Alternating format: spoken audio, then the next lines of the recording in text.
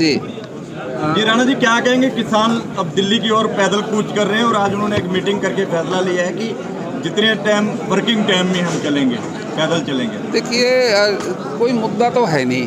पहले मुद्दा था जो एजिटेशन चला 1 साल से ऊपर, उसमें मुद्दा था 3 कृषि कानून। और वो 3 कृषि कानून हमारे देश के प्रधानमंत्री जी ने, नरेंद्र मोदी जी ने वापस ले लिए और किसानों से हाथ जोड़ के माफ़ी भी मांग ली। मैं समझता हूँ उसकी नम्रता के कारण देश में फिर सरकार बन गई। लेकिन पंजाब के अंदर जो एजिटेशन किसानों ने चला रखा है वो धरने पे बैठे हैं, उससे प्रदेश का नुकसान हुआ है पंजाब का।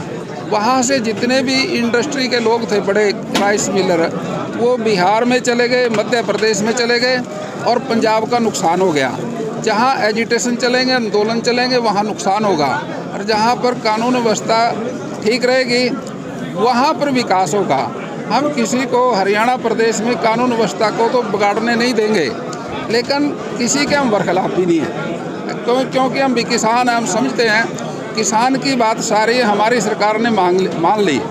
और जब से हमारे नायब सैनी जी मुख्यमंत्री आए हैं, उन्होंने 24 फसलें MSP पे खरीदनी शुरू करी और पहले से भी थी है।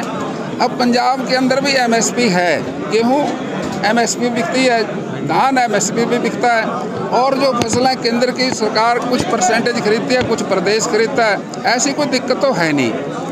मैं समझता हूँ भाई अपने मुख्यमंत्री से बात करके जो उनकी दिक्कतें हैं वो दूर करा लें, और केंद्र का जो मुद्दा था वो तो ख़त्म है, वहाँ जाने की कोई ज़रूरत ही नहीं है अब। और मैं समझता हूँ, मैंने जो एक देखा ये हमारा एक फार्म है, ये फार्म है जो फार्म नंबर 1, ये बुल्ली मंडी में जो होती है, ये फार्म 8 तीव्रता है इसको।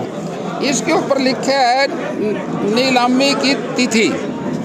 हम ये किसान का माल नीलाम नहीं होता, ये है बिक्री की तिथि, बिक्री की तारीख।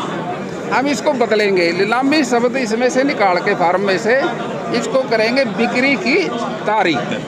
नीलामी क्यों किसान के माल की? उसका तो MSP है।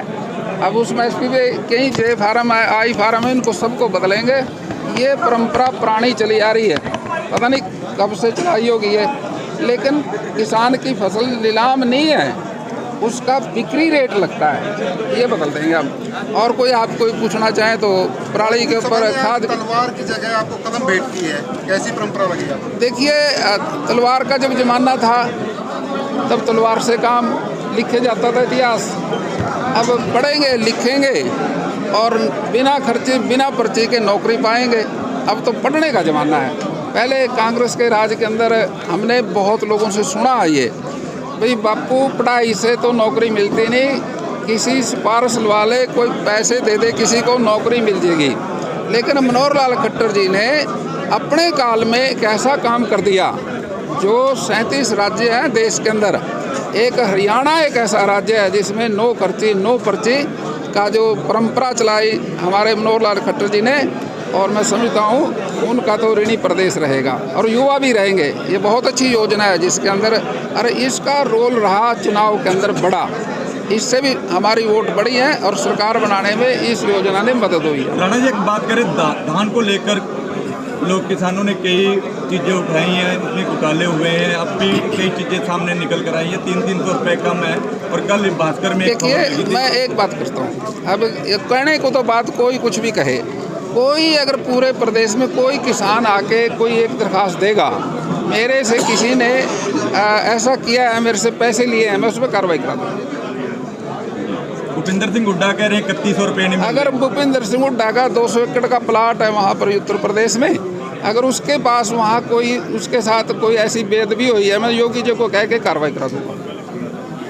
प्रधानमंत्री आ रहे हैं 9 तारीख को। 9 तारीख को प्रधानमंत्री पानीपत में आएंगे, उसके लिए कल बैठक थी, हमारी सबकी ड्यूटियां लग गई, हम उसको सफल आयोजन करेंगे। आज ने आपने कहा बांग्लादेश में आज भी हालात खराब हैं, वहाँ एक धर्मगुरु थे जो हिंदू, उनको गिरफ्तार किया गया है।